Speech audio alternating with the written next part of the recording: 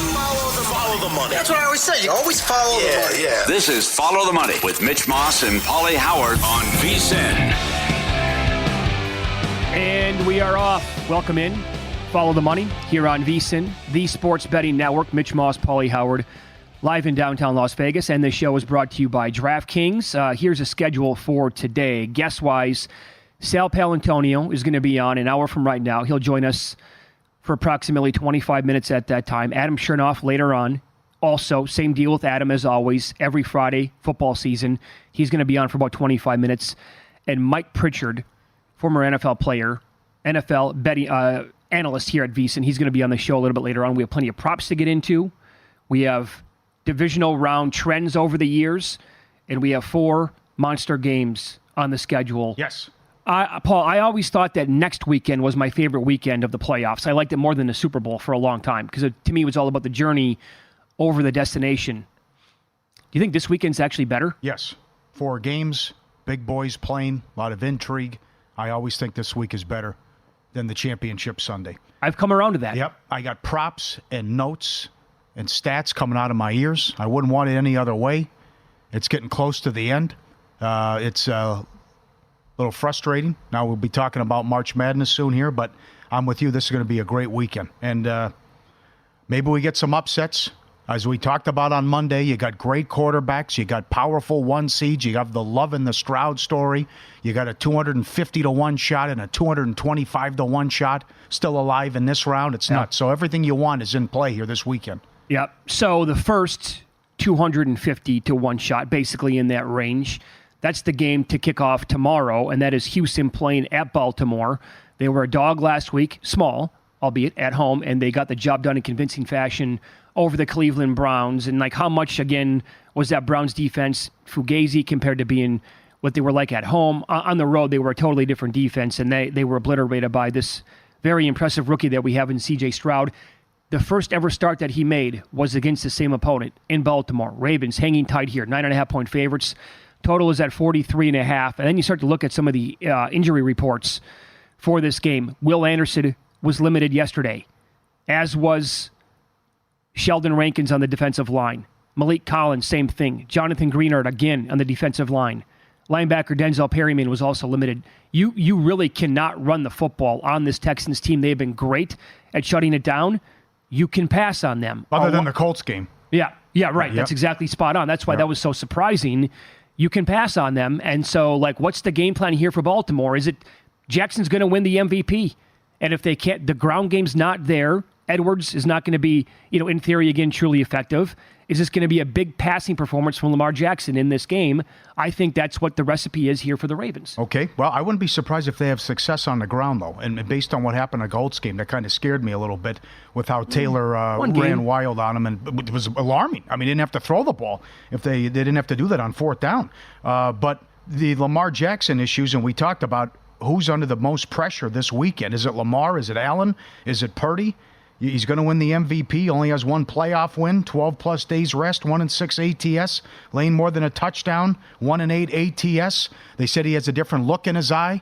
He played well in that Tennessee game when they were the 1 seed. The turnovers did him in that one. I mean, 10.5, you take Houston. 7.5, you take Baltimore. The line seems about right. I don't think they'll be rusty, and what a shot in the arm this could be if they get Andrews back. And that's certainly in play here as well. Houston's never won in this round. They're 0-4 in the divisional round. The other thing is, how do you slow down Stroud? I mean, it's a great top 5 Baltimore defense. Imagine if Stroud has all his weapons. Noah Brown, IR. Dell, out for the year. Schultz was in and out of the lineup. I mean, imagine if he was healthy, and these guys were healthy and had all the weapons. So what he did last week in the win, and the youngest quarterback ever to win a playoff game, it's amazing and incredible what he's done. The public is going to be all over Houston, and that's what concerns me here. But I think the Ravens win, but is it going to be by 10 or more? I don't know. It's tough. I'll give you this. So you mentioned it, the Ravens' pass defense. It is elite. When you go by DVOA, they're number 1 against the pass in the entire league. No position has consistently gotten to them this season. Talking about wide receiver 1s, 2s, 3s, tight ends, running backs, whatever. They've been good at shutting everything down, with this exception. And we got the news yesterday, Marlon Humphrey has been ruled out of this game. Our buddy Paul Charchian, he's been texted, and I love the guy. He just keeps texting me with more notes and more notes every single day. He came on yesterday, could have had him on for an hour. He said, oh my God, Mitch, when Marlon Humphrey misses games for Baltimore, they're not close to the same pass defense. So when you go back and look at this season, Marlon Humphrey missed the first 3 games of the year. Who did they play to begin the season? Well, that was C.J. Stroud's first ever game. They played Joe Burrow, who was not close to 100% at that point. And they also played Anthony Richardson in his 3rd ever NFL game. The Ravens allowed 184 yards per game only to wide receivers with no Marlon Humphrey. 184 yards allowed to wide receivers over the full season would rank 31st in the NFL. So that is what that dude meant to their pass defense against those quarterbacks I just mentioned for the first 3 games of the season. Who's he throwing to, though?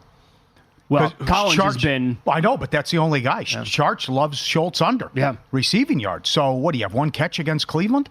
So if I'm only throwing to Collins, and that's the only guy he has for the most part, and the Ravens know that, maybe it's going to be a tough day. Number 1 in sacks, great number 1 in turnover differential. They've won 6 of 7.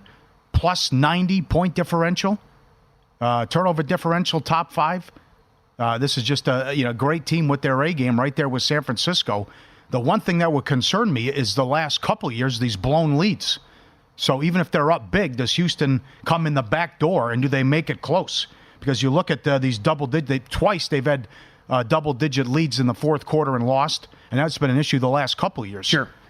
I'll tell you the guy who I really like, and we saw him pop last week. He's from Las Vegas, so the name has been circulating here in town for a long time when he played high school football. I mean, the talent is just oozing out of Brevin Jordan. The guy should be a serious threat in the NFL. Now, again, playing that position, can you play him more as a wide receiver potentially? That guy with Schultz as a combination should be good, but again, when Charge comes on, makes the case for Schultz to go under, and the Ravens have been absolutely elite for the most part, shutting down certain positions, then it's difficult. Also, does this mean anything to you? Steve Makinen, vsin.com. Great numbers every single week. When you talk about rookie quarterbacks going back since 2004, in this spot, when rookie quarterbacks are looking at a point spread of 7 points or more, as is the case in this game, they've only won 29 games. They're 29 and 169 straight up, and 81, 108, and 9 ATS. That's 42.9%. Or C.J. Stroud completely different, and we throw that out. Throw it out. Look what happened last week. Experience was supposed to matter. Quarterbacks who haven't played a playoff game against quarterbacks who have played a playoff game didn't go well. So I throw that out. Another thing, there's just, maybe we get some wind. I played under 44 in this game, which is risky business. Houston Texans. Every single road game, the first half has gone under this year. Baltimore's 14-3 ATS first half run as well. And the last 10 home games for Baltimore in January, all 10 have gone under. But this is incredible that you're not only has every road game gone under first half for Houston, you're only talking about 14 points combined in those. All of them have been low scoring, which is nuts. So we'll see if it's more of a defensive struggle. Maybe there's some wind issues. Maybe Ryans goes conservative early.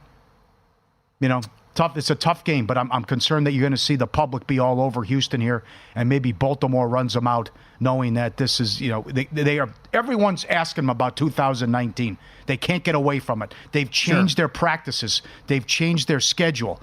Lamar knows about it as well, talking about the rust. So this is, they haven't hosted an AFC title game since 1971. You have that angle too. So everything on the line here. I think you get a huge performance and win for the Ravens. So that's going to answer my question then. I was going to say, which big favorite do you think has a tougher time on Saturday, Ravens or the 49ers? God, it's tough. Having said what you just did, I would lean them 49ers probably struggle a little bit then. Yeah. Unless you expect both blowouts. It comes down to Purdy, though. Is Purdy implode or is Purdy solid? This guy's got a lot to worry about. Is he the starting quarterback next year? Does he get paid? He's got a roommate, for God's sakes. He's got to go out and deliver here, and I know he only had one hiccup this season when he wasn't concussed. But a lot of pressure on him, and that's a tough game as well if Love can continue this. But I come back to Shanahan against Barry, and I think the 49ers should be able to do what they want offensively. Who knows? Maybe it's 2 blowouts, just like last year. Maybe that happens to start the day. Kansas City, you had the Henne injury, but they won by more than a touchdown, and then the Eagles blew out the Giants in the late game. So these are tough games. Here's the thing. You can run, trying to find a way for Green Bay to stay in this game and to potentially be there and have a chance to win. Yeah. You can run on the 49ers. When you look at overall numbers on the season, rushing EPA per play, they're 26th overall on defense. And there's also this note that since about the midway point of the season, the 49ers have struggled against the outside zone. In fact, they rank dead last, shutting down that specific part of the running game. The Packers absolutely destroyed Dallas last week with outside zone runs. So, like, how patient will LaFleur be? A.J. Dillon is questionable in this game. Mm-hmm.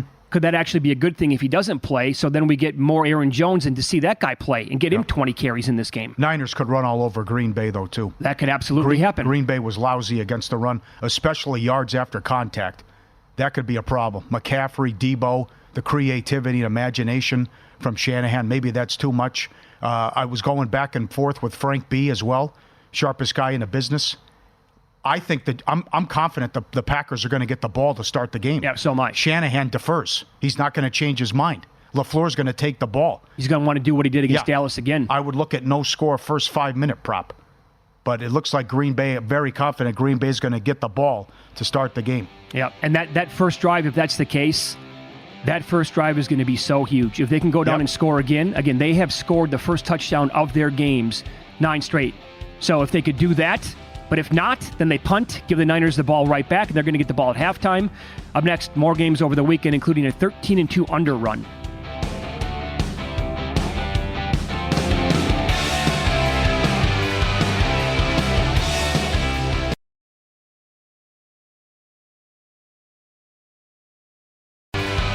Check out the new vsin.com, a fresh new look, enhanced navigation, mobile-first focus.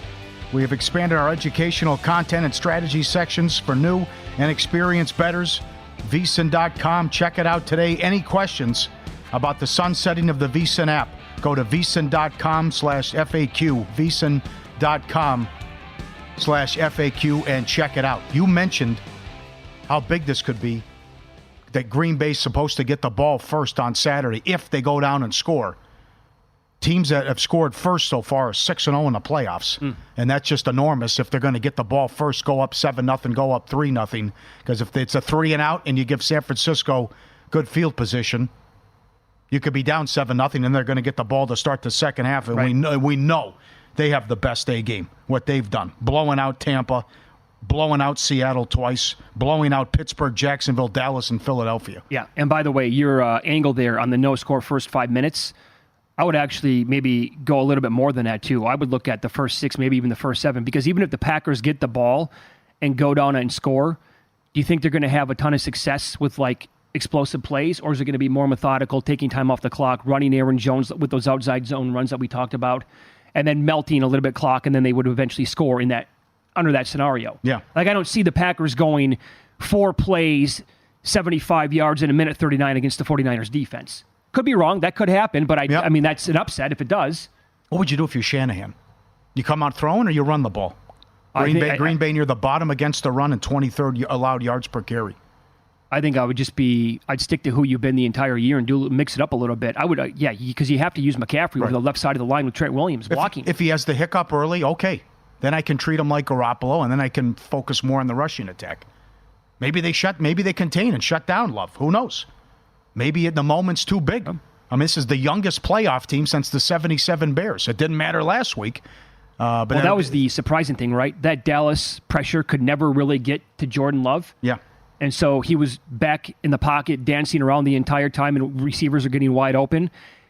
That is something that I can't see happening for 2 straight weeks either. Against this front for the 49ers, I mean, if it does, then we were dead wrong about this Packers team, and they're just playing out of their minds at this point. If they can protect Love for the entire game, or you know what I'm saying, like most of it, and keep them clean, that'd be huge, but I don't see that happening. Yep. So, when you win as a 6-point dog or more, and then you're a 6-point dog or higher again, not good. You're going back. It's a horrible run, straight up. Now, the 08 Giants did it twice that year as they got hot at the right time. But when you win as a dog in the wild card round, this is from Evan Abrams, who's got great numbers as always, and then you go to the division round and you're a dog, Since 2011, it's 2-17 straight up. 8-11 ATS. It's basically mission impossible. Yeah. To do it That is back-to-back tough. weeks. And you're going road game. Here you have travel, and now you go from the 2 seed to the 1 seed. I will say this. The Packers are 22-7-1 ATS in their last 30 road games when they have fewer than 6 days rest. Also, when they play NFC teams this year on the road, 7-0 to the over. But that also ties into good offense now, and the defense hasn't been great for most of the year. Shanahan's been great at home, covering as well what he's done. I mentioned what happened. What do you do with Purdy? They were rusty. They were a little off last year in that first playoff game. They had issues stopping Seattle early, but they did whatever they wanted, especially in the second half, and got the comfortable win against the Seahawks. And then it was a tough battle, but they won a defensive struggle against Dallas. So, but the thing I keep coming back to, 9 wins of 16 plus. 11 wins, double digits, number 1 in the league. As we talked about, every win is by double digits, except that Rams game when McVay kicked the field goal at the gun. So Who knows? Maybe they're too strong for him, and this thing's over in the second quarter, and they're going to just walk to the Super Bowl.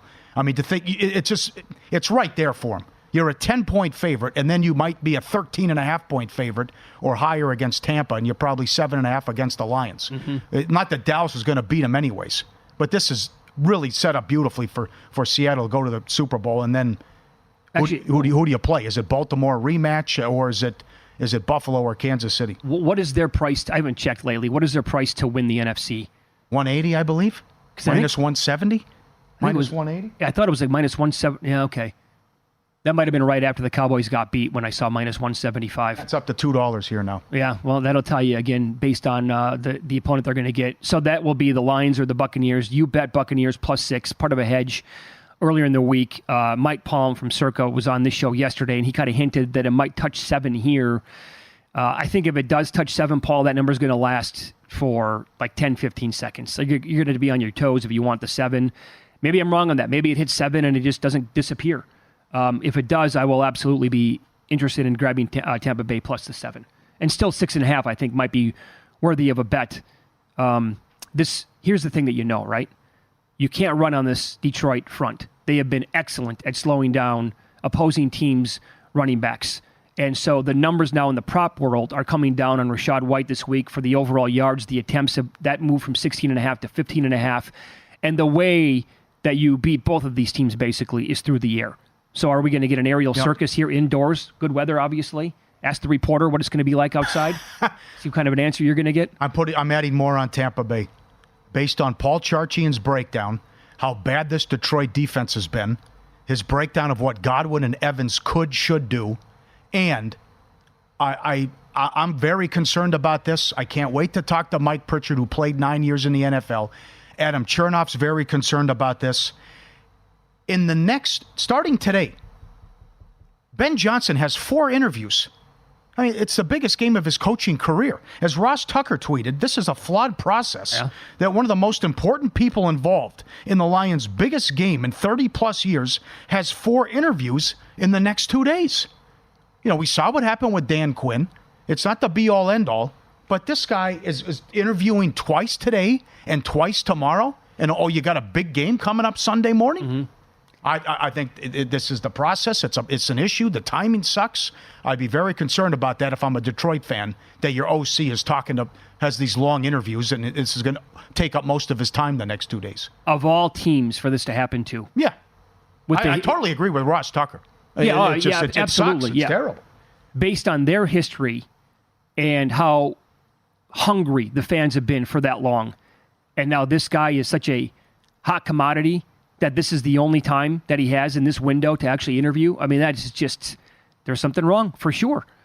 Buccaneers are 25th in DVOA against wide receiver number 1s, allowing 79.5 yards per game. They're 19th against wide receiver number 3s. I'll have more on this coming up in about 20 minutes. Amon-Ra St. Brown destroyed this team in the regular season. That could happen again. The Lions on the flip side, Pauly, they are 23rd in DVOA against wide receiver 1s, and they are allowing 89 yards per game to that position. They're 20th against wide receiver 2s and 22nd against wide receiver 3s. There's a chance here where everybody could be eating for the Buccaneers. That's why it's been popular to bet Rachaad White unders running, but then the receivers here for the Buccaneers, Godwin pops for sure. I think Otten can go off in this game, and then Mayfield's passing prop as well. We saw him do it against a really bad Eagles defense last week. This Lions defense is bad. I'm not going to say they're in that territory because Philly completely quit the way it appeared in that game. Well, a lot. Does the pressure get to Goff? You know what Bowles is going to do? He's going to dial up pressure and blitz. We'll see if the Lions can handle it and if Goff can handle it, and he plays clean football. The thing I keep coming back to is how bad this defense has been. You have the wide receiver numbers. Stafford throws for 360, 2 touchdowns. Nick Mullins, 396, 2 touchdowns. Dak, 345. Mullins, 411 yards. I mean, the only thing you have to worry about if you're Tampa is Hutchinson and how he's wreaking havoc, and he's leads in sacks and pressures the last 3 weeks. If I can slow down Hutchinson, if I protect Mayfield, I'm going to throw all over these guys. Yeah, and here's the key to, I think, both offensive coordinators and both teams.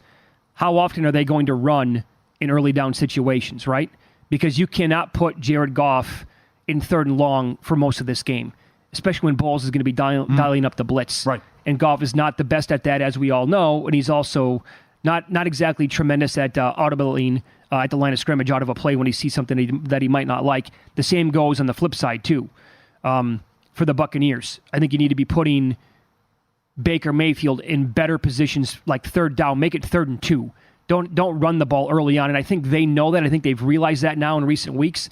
You can't be running Rachaad White and make, they're 2nd and 11. Hey, there's 3rd and 9. Yep. That will not be advantageous to either one of these offenses. Mm-hmm. Tampa and Houston, the 30th and 31st teams that were 100 to 1 odds or higher to make the playoffs. Only one won the Super Bowl, the Rams in 99. It's the 3rd time since 1978 2 teams had the odds this high that made the divisional round. Houston's the first team since 1981 to be over 200 to 1 to win the Super Bowl and make this round. So again, good numbers from Evan Abrams, and this is wild that we have the heavyweights, we got the long shots, and we have I would say, America's team now with Detroit, if they can get it done. And I love the Ben Cap story. That guy they showed him that entire game against the Rams, the guy with season tickets since the 60s. Win-lose up next, and I promise we're going to get to this trend, 13-2 under when the line is where it's at in this game.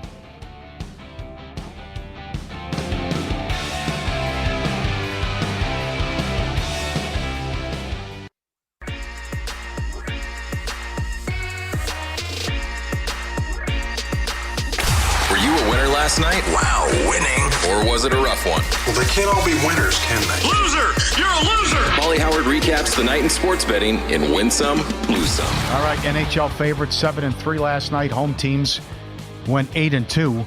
The VGK, I couldn't believe this line. We didn't have time to get into it yesterday. VGK hosted the Rangers. They were plus 120. Knights ran them out. Rangers favored on the road against the Knights. I was shocked. Yeah, by the way, I saw it get to like $140, $145. Yeah. Really? Yep. Nashville plus 125. Right. You had it. Malinsky special. 2-1. They beat the Kings. Good call there. Oilers win again. Down 2-0 early. They beat Seattle. 12 in a row. 20-0-3. Last 23 for the Edmonton Oilers. Wow. What a run. I mean, they started off, they had the same record as San Jose. They were terrible. 12 in a row. Great job. NBA favorites 4-1 straight up. South Florida from 13 down to 9.5. Down 20 against Memphis, who was a top 10 team on the road playing well. They won the game. Plus 450. God knows what it was in play. Bad job by Memphis. South Florida comes back. Grand Canyon wins again. 17-1 straight up. Beat San Diego State earlier in the year. Give me a 10 or an 11 seed, huh? Can we do that? Yeah, I would love that. Yes, this is great. Another good win for them. Central Arkansas, 8-1. 14-point dog to Lipscomb. Indiana Pacers. No Halliburton, no Siakam yet, no problem. One at Sac, plus 280. The Eastern Conference playoffs could be nuts. Indiana making moves. Knicks got OG playing well. Boston, Milwaukee, Philadelphia. The Sixers are going to make a trade. Cleveland's playing well. You can't discount the Miami Heat. It'd be wild. Knicks Wizards under 237 down to 233.5. No problem. Bulls Raptors over 233 and 223.5 up to 228. Winner, if you were there early, it fell 226. Subscribe, be part of the team, vsin.com, our radio and podcast friends. You always want to see these tweets and videos. This is a great story. It's not graphic. It's going to be okay. Restoring our faith in humanity. A guy rescued a baby moose on the highway. He was attacked by a bear. Here he is giving him leaves. He likes milk. Bringing him back, nursing him back to health, right? Growing up. Look at it. It's just like a dog, right? Okay. Isn't that something? Okay, Where he's sitting down. in his bed? Yeah, hanging out, right? Nursing him back to health, and then following him around wherever he goes, and then it's okay. You're getting big. I'm going to release you into the wild now. You do your own thing. It's been a great one. You see how big he is. And How long did he have him for? Yeah, I know. Look, 2 years later. 2 years later. Peekaboo. Look who's at the window. I'm right? back, pal. And I remember you. I want to say thank you. I lead the herd now. I'm the king of the castle, if you will. He shows up outside to say thank you, comes up on the deck, remembers him, nurses him back to health. And to think to think that you have poo-pooed Alaska many times on the air. Shame on you. Yeah. I didn't like the weather. I know. It was tough. That is great. Nursing the baby. You don't see this one every day. Nursing the baby moose back to health. Congratulations. Lady gave birth. The doctor says as she's leaving the ER, do you own a dog? She goes, yeah. He goes, what kind? She says, a pit bull. The doctor says, oh no. What oh no? Here's the brand new baby in the pit bull. Pit bulls get a bad rap. You know, how does the owner treat it? That's exactly right. Absolutely. I remember Jimmy. I used to work with Jimmy. Yeah. He had 2 pit bulls. Beautiful dogs. So kind, nice. No problems. It's about the owner. And it's a great shot where the pit bull here is cuddling with the baby. And the owner's saying, take that, doctor. What are you talking about, right? You don't see this every day. And we go, how about a white bison? Guy sent this in on Instagram. Wow. You ever see that before? Twice last year. Eclectic mix as always, right? How big is that bad boy? No kidding. Oh, God. The videos today. Dynamite. That is a big fella. No doubt about it. And we cover everything here. DraftKings put up this prop. I love this. Yesterday. They are already halfway there. Will the Boston Celtics go undefeated at home in the regular season? 40-1. It was 45-1. They got to go 41-0 at home. The 86 Celtics, I believe, only lost one home game that year. Portland Trailblazers got them. Take a stab at that. Get that. Yeah, I would want more than that, but that's, sure. You know, they're laying 6 tonight against Denver. They could lose tonight. Lose tonight, right? But, you know, not bad putting that up. So, good job there. Good job, Johnny Avello. Start your morning with a daily dose of winning strategies, insider tips, and the latest buzz with the free VSiN Daily newsletter. Get expert analysis, latest odds straight to your inbox, absolutely free. vsin.com/newsletter to subscribe. Good job, guys. All right, so the injury report came out yesterday with the Bills and the Chiefs. For the most part, the Chiefs are pretty clean. The Bills, of course, you probably know the story. A lot of guys were dinged up in the win against the Steelers. On the defensive side of the ball, Christian Benford, Terrell Bernard, Taylor Rapp, Balin Spector. Some of these guys are better than the others. Some guys have a more, bigger impact. Other guys are bench players. Gabe Davis and Stephon Diggs they missed practice yesterday as well. They got to have Gabe Davis. You know, it's not, you just need him out. I know you have Knox and Kincaid and Shakir, but I mean, this is the guy who was Superman in the last playoff losses. It was why they changed the overtime rule.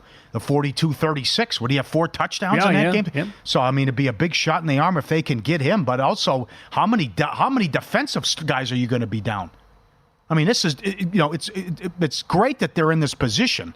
Number one, they were 6-6. You lose White, you lose Milano, but you lost 4 defensive starters from that game against Pittsburgh. So now how many guys are you down? Right. I didn't even mention 3 other players on the defensive side of the ball that were all limited yesterday. So, again, pay attention to this today. If they start to come back, and the guys who missed yesterday all of a sudden are limited, and the limited guys are full, that could be a huge sign for Buffalo. If not, then that's going to open up things, obviously, for the Chiefs on the offensive side of the ball, and more on props coming up in about 10 minutes. But I think Travis Kelce, not to sound so chalky here, this could be a big spot here for Kelce and some of the guys underneath for Kansas City. You all know about Mahomes.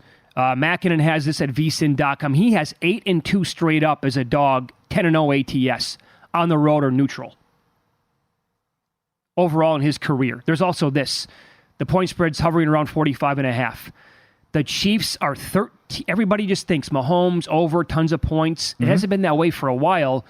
13-2, last 15 games under with a total of 45 or more. 10-1 under this year. Good job. When the total was that high. And I already played the fourth quarter under. What'd you find? 14. Under minus 130. Every Kansas City fourth quarter has gone under this year but one. Every Kansas City second half has gone under this year but two. The last 20 years, only 3 quarterbacks are undefeated in the wild card and divisional round. Mahomes is one of them. The Sanchez and Burrow the other two. So Mahomes has never lost. It finally popped. I took 3 at William Hill. Oh, you saw There's 3? There's 3s right now. I'm taking the points with Kansas City. What are we doing?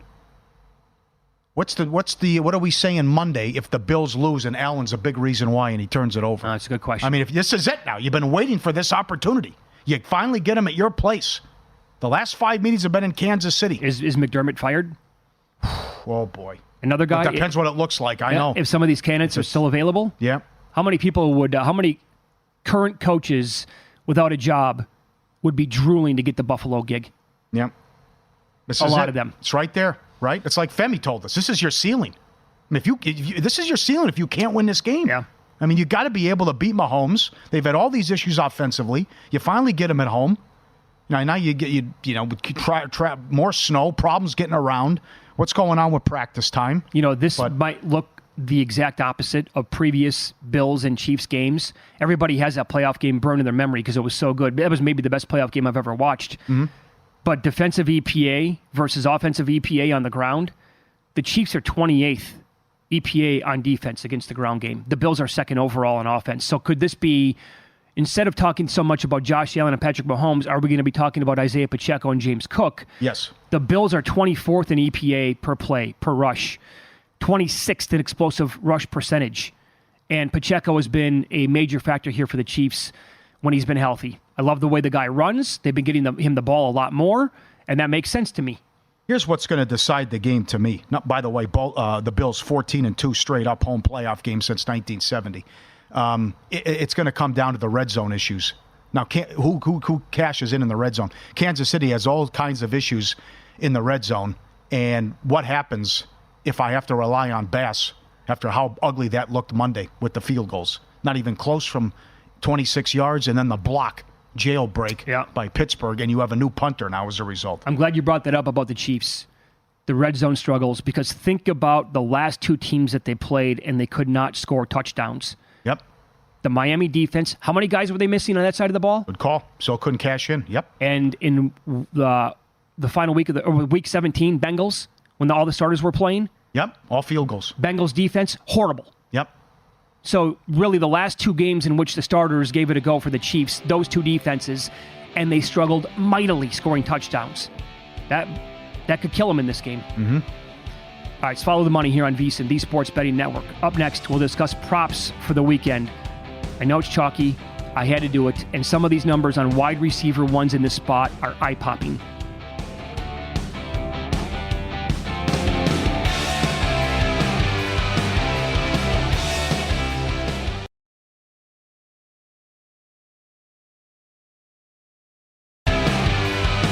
Getting ready to go over props in DraftKings Sportsbook. Ton of props for these games. And also new customers. Bet $5 on any game. Get $200 instantly in bonus bets. Hello, Vermont. Download the app now. Use code VEGAS only on DraftKings Sportsbook. Code VEGAS at DraftKings. The crown is yours. All right, so plenty of props to go over for this weekend, as well as Pauly pointed out. I know that this one is going to be probably popular. I mean, hello, Captain Obvious checking in, but Travis Kelce is a household name nowadays. The Bills overall defensively are 14th in DVOA against tight ends. Now, we detailed all their injuries on that side of the ball at this point. If some of those guys can't go, that should open up things even a little bit more here. No tight end really went off against Buffalo this year. Last week, Freiermuth, 5 for 76, not bad. Ferguson, when they played Dallas, had 6 for 44. But when you go back and look at the history here of Travis Kelce against the Buffalo Bills, and they've played a lot recently. In week 14 of this year, he had 10 targets, caught 6, had 83 yards. In the 2022 regular season matchup, 10 targets, 8 catches, 108 yards. In the 2021 playoffs, 9 targets, 8 catches, 1 touchdown. 2021 regular season, 10 targets, 6 for 57 and a touchdown. 2020 playoffs, 15 targets, 13 catches, $118, 2 scores. And in the regular season of that pandemic year, 7 targets, 5 catches, 65 yards, 2 touchdowns. The guy's been a machine. I bet over 60.5 at minus 125. I also took one of his alt numbers at a little plus price at 70-plus yards. And if you want to make that one of your ladder bets this week, get up to maybe like 80 or 90 yards, I don't have a problem with that. Could be trouble in paradise with the relationship. Does that bother you? I'm not up on that front. Yeah. What happened? There's some internet conjecture. They're going through maybe a rough patch here, rough stretch with the relationship and things they have to encounter and go through. And by the way, that's why she can't be out here. She's touring over in Asia, I believe. Oh, is that right? Yeah, at the time of the Super Bowl. Okay. Yeah. But, hey, they're both busy. Really? Friction? I mean, wasn't she just there last week in the cold and, she looked all excited and everything? Yeah, right. Okay. Well, that was last week. Yeah. Now it's Friday of this week. You know how things go. Maybe you let the toilet seat up or something. Yeah. I don't know. Right. Division round specials. We'll have the most passing yards. Goff plus 350. Purdy, Mayfield 5-1. Mahomes plus 550. Love and Allen 7-1. There's Stroud. Lamar 8-1. Oh boy, this one is so tough. You know what? I would look at the Buccaneers-Lions game. Absolutely. You would think neither team will be able to run the ball well. Yeah. I mean, also if Detroit gets up 2 scores early, that's another one. I wouldn't be surprised if Baker Mayfield could do it and get it done. Most receiving. You touched on this guy already, but St. Brown. There's a good prop up at DraftKings. Will he have 75 yards in both halves? It's a juicy price. He's your favorite. This is where I'm at, though. And Stroud has been so good. Going back the last 6 games, 9 touchdowns, no interceptions. It's going to Nico Collins. I know. Who else is he throwing to? Noah Brown out for the year. Dell out for the year. Schultz, what do you have? 1 catch last week. Charge loves him under. Who else is he throwing to? Nico Collins, 5-1, the second choice. Does Rice do it again? That's also up at DK. Will he have 130 yards and a touchdown? He's 8-1. Imagine this is now Mahomes' go-to guy, though. He's going to get Rice involved. I got to be honest. I like the kid. Yeah, sure. I mean, I think he's only going to get better with Mahomes moving forward. Yeah. So Mike Evans 9-1. Ayuk 9-1. Evans and I want Godwin over. Yeah, where's Godwin? Godwin's 13. Kelsey's 13. No way. Diggs 11. Ayuk 10. Debo 18. Is there someone down the list to get? I mean, could it be a Green Bay wide receiver? Maybe, because what if they fall behind and then they're passing every single time? Well, I know the last meeting, Adams had like $130 in the loss, but that was Aaron Rodgers throwing to 2 guys. I mean, that's what he does. Right. He's just like, well, I only trust you guys, and he exclusively threw to Jones and Adams in that game. I will point this out again because we have such high point spreads this week in some of these matchups. If either one of these teams, and it could be one of the favorites' fault. In fact, that would probably be even a better recipe for it. But pay attention to the player props in play this weekend in case you get some blowouts, because then those teams are going to resort to passing on every single down. I would look for completions, but more specifically attempts for quarterbacks to go over early in the game if a team falls behind by a couple of scores. Yep. Most rushing, McCaffrey plus 150. Whew. Most yards. Jones 5, Pacheco 7, Cook 750, Singletary 10, Montgomery 12. And then you're talking about quarterbacks after that. And again, I would eliminate every player from the Lions and the Buccaneers for this prop. Yep. Also, the Texans are very good against the run. Boy, I mean, McCaffrey just jumps off the page. I know he's a plus 150, but... Yeah. Okay, you brought it up with some of these receivers, and you brought up Evans and Godwin. Leading receivers against Detroit this year. Puka last week, 9 for 181 and a touchdown. Week 18, Justin Jefferson, 12 for 192 and a touchdown. Week 17, CeeDee Lamb, 13 for 227 and a touchdown. Week 16, Jefferson again, 6 for $141 and a touchdown. DJ Moore twice, week 14, week 11, 6 for 68 and a touchdown. 7 for 96 and a touchdown. In between, Olave, 5 for 119. Christian Watson, 5 for 94 and a touchdown. In week 10, when this really started to take off, Keenan Allen, 11 for $175 and 2 scores. They don't have a solution for these guys. Nope. So guess who also has more interviews planned? Aaron Glenn. You know, as he doesn't have enough on his plate. Yeah, so Glenn and Johnson are going to be talking to teams this week. Ben Johnson, 4 interviews in the next 2 days. Aaron Glenn's meeting with Tennessee, and I think it's Atlanta. Yep. Now, when you flip it and look at leading wide receivers against Tampa this year, Devontae Smith last week, 8 for 148. Ridley had 6 for 90 and 2 touchdowns. Drake London had 10 for $172. This is going back in reverse order now, so these are recent games. Pittman had 10 for 107. Ayuk, 5 for 156 in a score. In the same game, when they were destroyed by C.J. Stroud, Noah Brown, 6 for 153 and a touchdown. Tank Dell, 6 for $114 and 2 touchdowns. Shakir, Diggs, and Gabe Davis combined for 24 catches, 249 yards and a score. In their first meeting, Amon-Ra St. Brown, 15 targets, 12 catches, 124 and a score. I could keep going. A.J. Brown had 9 for 131. D.J. Moore had 6 for more than 100. Justin Jefferson had 9 for 150 all the way back in week 1. This has been an ongoing problem pretty much the entire year. And if you've listened to the show going back to the summertime, first of all, thank you. We appreciate that. But secondly, you know how high I was on Amon-Ra St. Brown coming into the season. There's no reason why he can't go nuts again unless Goff pukes all over himself. Yeah. Which I don't anticipate happening. Mm-hmm. So again, both these teams should have ample opportunities to go crazy. Well, let's tie it in then. Does someone just go off from an offensive standpoint? A team and an individual. That's circa. Any team to score 40-plus points is plus 110. That happens a lot in this round. We talked about that yesterday. Yep. Divisional round, any team to score 50, plus 1350. Yeah, that's aggressive. Will a quarterback throw for 400 yards? 2 guys did it last week. It's plus 340 this week. 150-plus rushing yards, plus 350. That'd have to be San Francisco, and that, boy. Probably. Just a San Francisco. McCaffrey. It's probably just a McCaffrey prop. Will someone get 200 yards receiving, 10-1? Could that happen? What's more likely, a 200-yard? Well, based on throw the numbers out for a second here. Wide receiver. Oh, yeah. More than a running back? Someone's down big and you're throwing an entire half. So quarterback 400 yards or wide receiver 200 yards? Oh, I'd go quarterback. I'd go quarterback 400, based on the numbers there too. But, right. And I didn't know, it's always tough. Is like, is that number off when you're looking at a prop? Should that be higher? They opened, will anyone score 3 touchdowns? They opened at $1.20. I go, that's too low. Well, it's $3.10 now on the no. Will anyone score 3 touchdowns? It was 4 games. 4 games, that's it. I mean, who are we talking? That's McCaffrey. That's 2 players in the same game last week. You never know. Aaron Jones and Jake Ferguson. Yeah, right. So the Ferguson touchdown, remember that parlay popped. 1,500-1. Yeah, same game It's parlay. also a perfect storm, though. It's 27-0. So right. You got one team who can't stop anything, and then you're forced to throw if you're Dallas. But those are some good props and creative stuff too. And the DraftKings got all the stuff. Will every team score a touchdown, 2 touchdowns?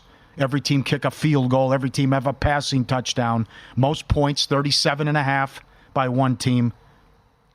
Will every team have a touchdown and a field goal? Yes, it's 7-1. No? It's difficult to pull off. You have to have 8 teams all do it. Maybe a couple of weather games. Might have a couple of blowouts where they're not going to settle for field goals. Yeah. And then you got some kicking issues. Your boy Carlson, 7 of 13 outside of 40 this year. Can't trust him. Did you see a number yet on a missed extra point? I've been looking. I haven't found it yet. Nope. Okay. They'll have it. You can find it, but I've had no luck thus far. We'll have more on some pretty strong props the way it appears later on in the show, including Josh Allen and Cade Otton for the Buccaneers. Sal Palantonio on the show next for 25 straight minutes. He always delivers a strong opinion. Which matchup has he really lasered in on this weekend?